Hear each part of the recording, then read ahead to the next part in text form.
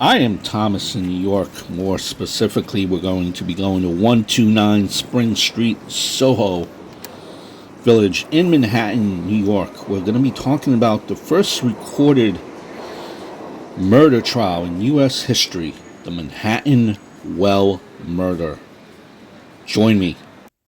On the night of December 22nd, 1799, a beautiful young woman by the name of Elma Sands left her cousin's boarding house dressed in her finest coat and fur muff. Here you see Elma. The next morning, she had not returned.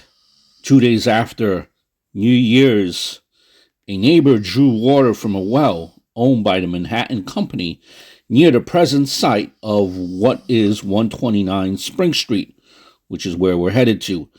He was startled to find a lady's fur muff floating in the bucket. When he looked down, he saw the pale, bloated corpse of Elma Sands. Based on the bruises around her neck and the water in her lungs, doctors deduced that Elma had been strangled to the point of losing consciousness, then hurled down the well where she cracked her skull before drowning to death. Suspicion immediately fell on her lover, a young carpenter named Levi Weeks.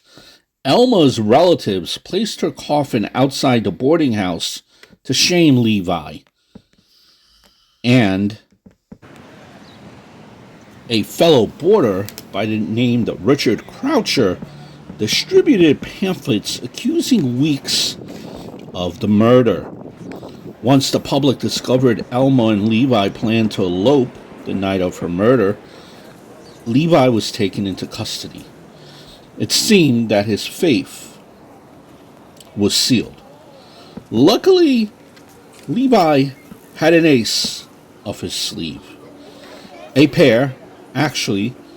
Two of the most brilliant legal minds in New York City, and both, fortunately, who were in debt to his brother, the contractor Ezra Weeks. The first man had hired Ezra Weeks to build him a mansion in Washington Heights, but despite his fame, being a Treasury Secretary and founder of the Bank of New York, he was broke. Ezra told him, "Defend my brother and I'll cancel your debts."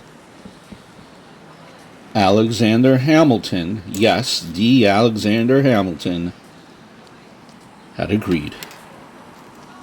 The other man was a hero of the Revolutionary War, had also hired Ezra Weeks to build him a mansion. And guess what? He was also broke. This man had a bonus motivation to take the case. He was the owner of the very well in which Elma Sands had died. Who was the other man? Wait for it. Yep, Aaron Burr. Aaron Burr only started the Manhattan Weĺl Company. Yes, the Alexander Hamilton, as you could see. So, back to Aaron Burr. He only started Manhattan Weĺl Company because he could borrow and lend money through it, making it a de facto bank to compete with Hamilton's Bank of New York. Both banks live on today as Bank of New York Mellon and Chase, formerly Chase Manhattan.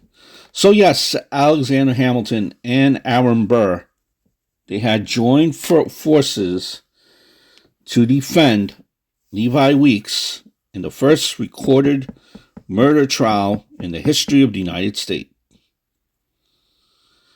Accent on the word recorded. Stenographers took down the comings and goings of the proceedings, and New York followed it as avidly as, you might say, the OJ trial from a few years back. Now, the prosecutor of the case, Caldwalder, Caldwalder Holden, relied mostly on suggestion and motive. Now, Burr and Hamilton, they found Weeks had a valid alibi during all but a few minutes of the night in question. Not nearly enough time to reach the well, right? And to murder Elma Sands in return. In fact, Hamilton and Burr had reason to suspect that Elma's fellow boarder, Richard Croucher, who could not account for his whereabouts the night of the murder, that it was him. Was he the actual murderer? Hard to say, because he left the city a year later. Croucher was later found guilty of raping a child in Virginia, fled to England before he could be sentenced, and was later executed for strangling a woman to death. In light of Burr and Hamilton's defense, Judge John Lansing urged the jury to find Levi Weeks not guilty. It took them just 5 minutes to do so. But when Levi Weeks was acquitted, Elma's cousin Catherine Ring stood outside the courthouse and pointed at Alexander Hamilton, shouting, "If thee dies a natural death, I shall think there is no justice in heaven." Rough. I wouldn't know what to think. I would want justice for my family member, obviously.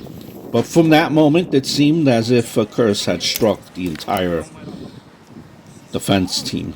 Now, Levi Weeks, he would be harassed by New Yorkers who doubted his innocence. He ran away to Mississippi, and he never returned.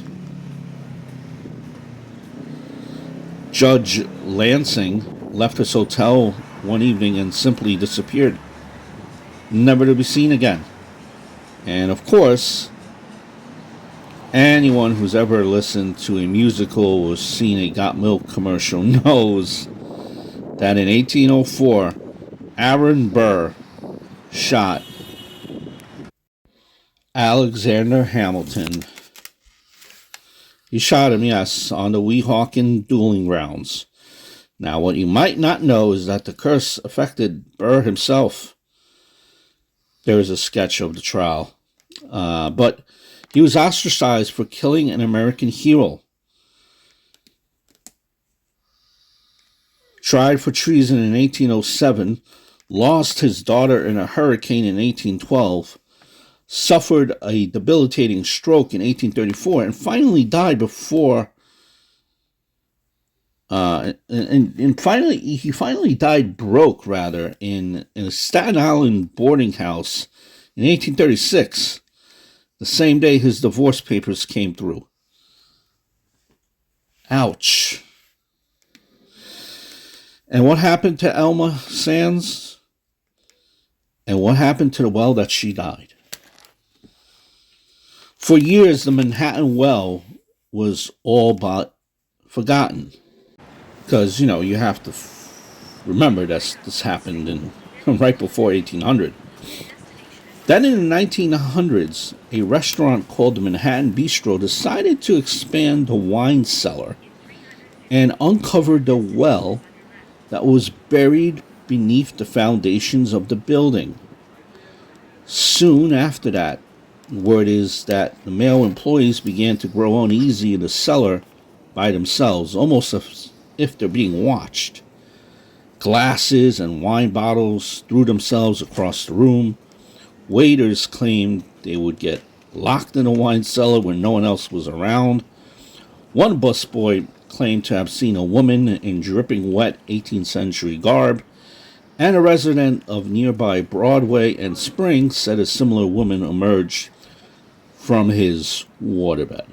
Now, things may have been pretty quiet since this space right now has become a clothing store, but I wouldn't be too surprised if dear old Emma made another visit to the site of her tragic murder. Here we are at Spring Street. The site of where that well is, and we can't go in to record, is right in the middle, right there, right in front of that shrub, the first one, with the two black. Again, it's the building right there with the two black poles. Right in the middle shot, that beige tan building, which is the clothing store now, right in front of the tree. It's where the well is located.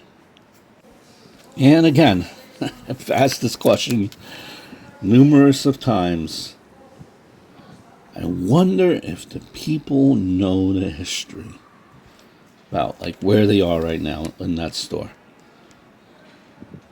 And for this particular one, I believe they must know. I think it's been part of many specials, and this is, the reports of the haunting. There have been quite a few of them in this location and the well. So, and I believe this is actually part of a walking tour. Though, when I went in there, I just kind of like, no video, customers there, so I couldn't take the inside of the video. But it's a decent sized, circular well. Yeah, I mean, a decent size, and you would be in awe. There are pictures online about this as well. But just really an amazing story. Amazing story indeed. In the great words of Adam the Woo, the vlog is over. Rest in peace to a legend. And I bid you guys adieu. Look forward to seeing you guys in the next video. Please do subscribe. Give this video a thumbs up. It means a lot.